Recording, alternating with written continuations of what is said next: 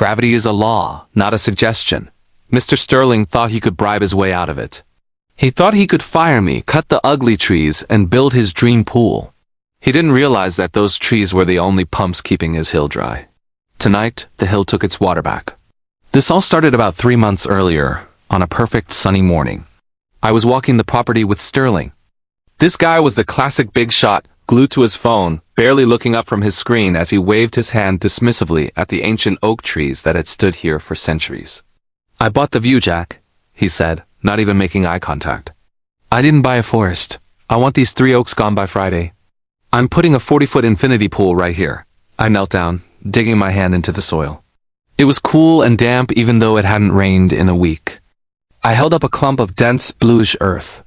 "Mr. Sterling, look at this," I said, trying to get his attention. "This is blue clay. It holds water like a sponge. These oaks are drinking about 500 gallons a day each. You cut them down. All that water has nowhere to go. You can't put a pool here. It'll float." He finally looked up from his phone and laughed. A smug, arrogant laugh. "It's a swimming pool, Jack. It's supposed to have water in it. Just cut the wood. Don't lecture me on hydro whatever. I knew this was going to be a problem. This wasn't just about cutting a few trees. It was about respecting the land, so I drew up a proper quote. It was thorough, covering all the safety precautions needed for a job this complex, including crane removal for the massive limbs hanging over his house. I handed him the quote. He glanced at it and his face turned red. $15,000? Are you insane? I have a guy who said he'd do it for $4 grand and a case of beer. He fired me right there on the spot. I just shook my head. You can't put a price on safety and you definitely can't ignore geology. I packed up my gear but I had a bad feeling. So I parked my truck down the road just to see what kind of crew would take a job like this for beer money. Sure enough, about an hour later, a beat-up pickup truck rattled up the driveway. 3 guys in t-shirts and jeans piled out. No helmets, no harnesses, just a couple of dull, smoky chainsaws. I watched in disbelief as one of them started free climbing the 80-foot oak. It was a disaster waiting to happen. And then it did. With a loud crack, a massive limb, easily a couple of tons, came crashing down. It missed the house by inches but landed directly on Sterling's brand new HVAC unit. There was a bright flash of sparks, a loud bang, and the whole thing was a crumpled wreck. The so-called cheap crew panicked. They practically fell out of the tree, jumped in their rusty truck, and peeled out of the driveway, leaving a half-cut, dangerously unstable tree leaning right over Sterling's roof. My phone rang less than a minute later. It was Sterling, of course. He was screaming, a mix of fury and pure panic. They left. They left a half-cut tree leaning over my roof. Get back here. Now. I drove back up. He was standing there, pointing at the disaster. I just looked at him, then at the tree, then back at him. I pulled out a new contract. The price is now $25,000, I said calmly. Emergency rate. And you signed this waiver. It says I am not responsible for what happens to the ground once the trees are gone. He snatched the pen, his hands shaking with rage. He signed it aggressively. Just get it done! So I did my job. My crew and I came in with the right equipment, the crane, the safety gear, the expertise. We carefully dismantled the trees, piece by piece, and ground the stumps. When we were done, the yard was a bare, empty patch of earth. The view was clear, just like he wanted.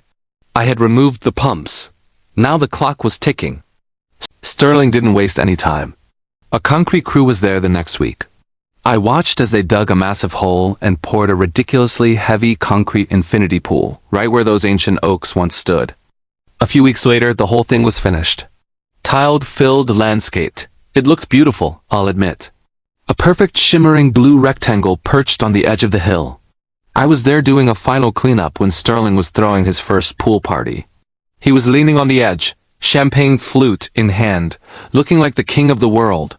He spotted me and sauntered over. See, Jack? He gloated.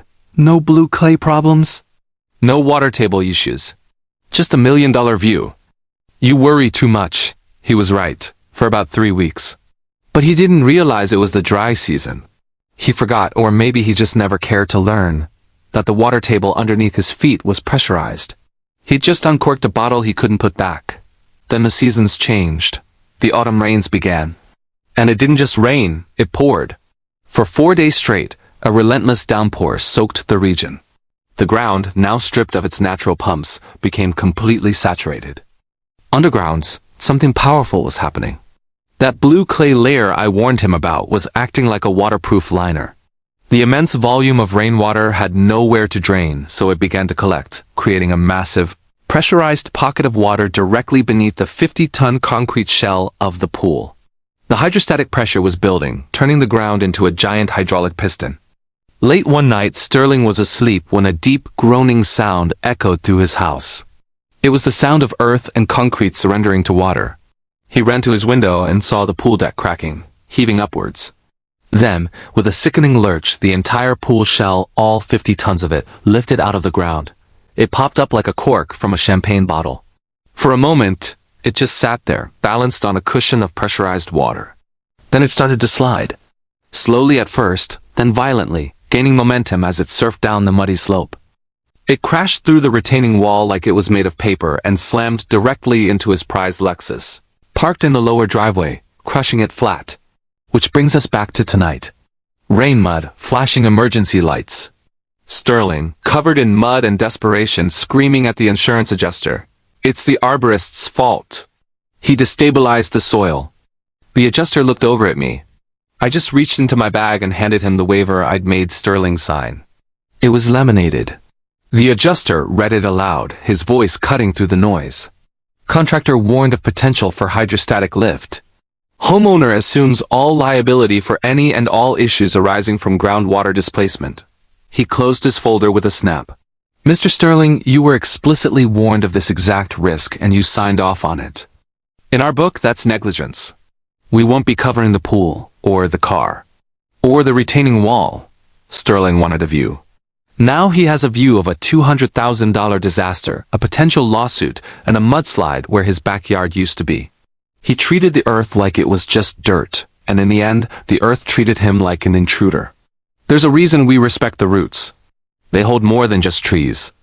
If you want to see more stories where arrogance gets crushed, hit that subscribe button. Thanks for watching.